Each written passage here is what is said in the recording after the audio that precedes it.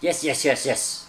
I've been wanting to make this video for a little while, but I didn't think it would come so early because you may remember from my introductory video I had the ESS One from Sense Innovations, the little engine noise module, and I thought it was faulty.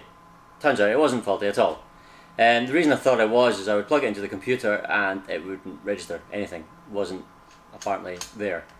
Then I plugged it into the speed controller through the battery and there was nothing, so obviously I assumed it was broken. However, I recently had to format my computer and reinstall Windows for an unrelated problem, and the computer's running much better, so I thought I'll give it one more try before sending it back, and lo and behold, it's fine, it works perfectly. And I've got it set up with the sort of engine noise I wanted, which is the Chevrolet Camaro 69. There's loads of sounds available on the software, but that one suits the Lunchbox really well, so I went for that one. I'll just jump right in and show you the Lunchbox. I know a lot of people like to know the specs and all the rest of it, they're interested in the modifications. The Lunchbox is an incredibly flawed car. It is one of the worst RC cars on the market, but it's also one of the most fun. It's brilliant. As long as you don't expect too much of it in terms of handling or not falling over, then it's brilliant. It's absolutely great, and it wheelies like a beast. All these modifications pretty much I did before I even built it because I knew how flawed it was. First one, if you look there, I have an aluminium plate across there as a sort of strut brace, and the reason being is this flexes. These chassis parts here flex a lot here and here, and half the front suspension is actually taken up by the plastic flexion rather than the shock absorbers. Talking about the shock absorbers, they are 75mm Ansman oil-filled shocks all round, replacing the next to useless friction shocks that come with it. I've also replaced all the bushings in the car with a ball bearing kit, which makes it run much smoother. See? Fifth shock mod, that's an important modification. See if I can stop waving this wheel in your face. That shock in the back there complements the rubber little springs that come in here, and lets the gearbox flex properly, move around the way it should.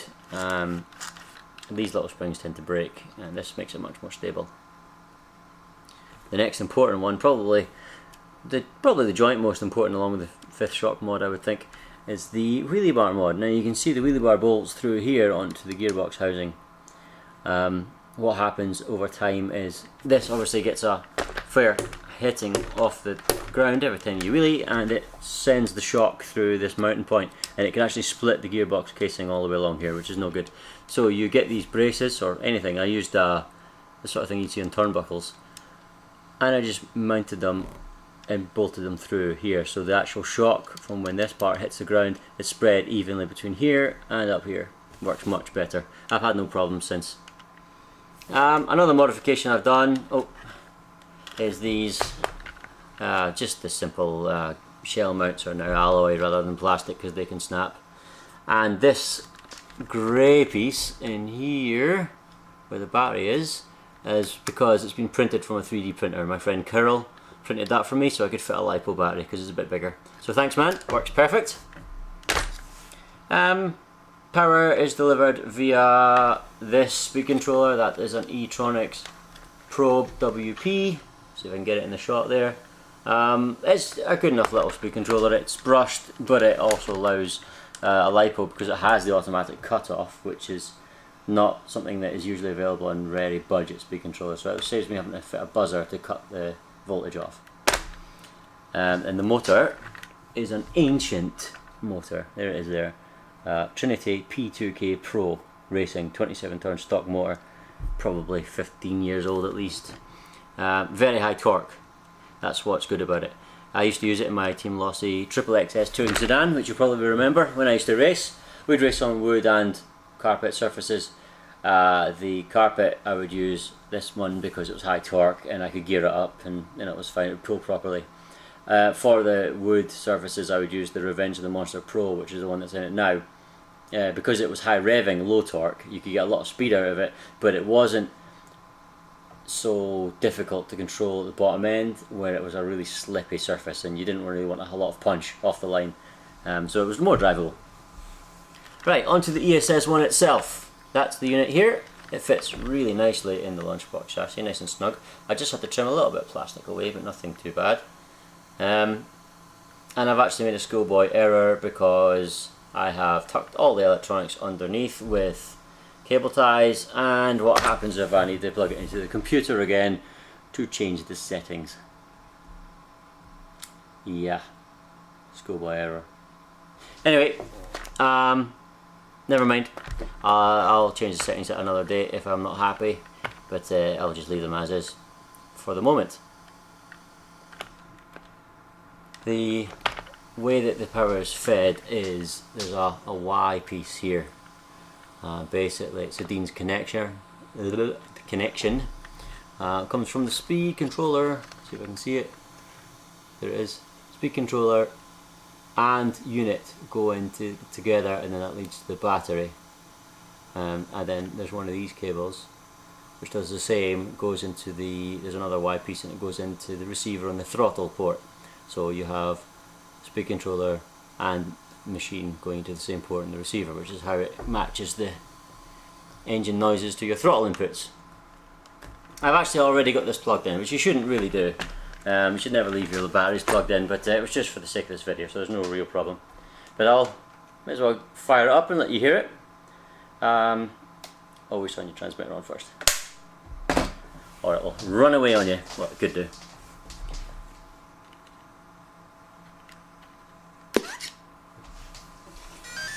And then it's just a blip of the throttle.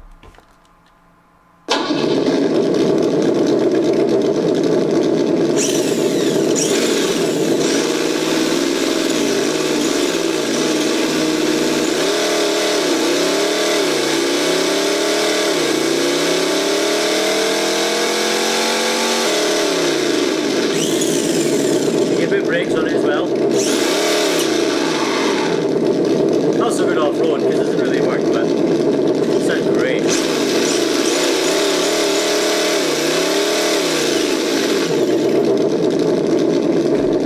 And then if you leave it switches off. I might change that setting from the 5 seconds default to the 10 because I like the burbly rumble that it comes off of. Anyway, the only thing left for us now is to slam the shell on it and take it outside.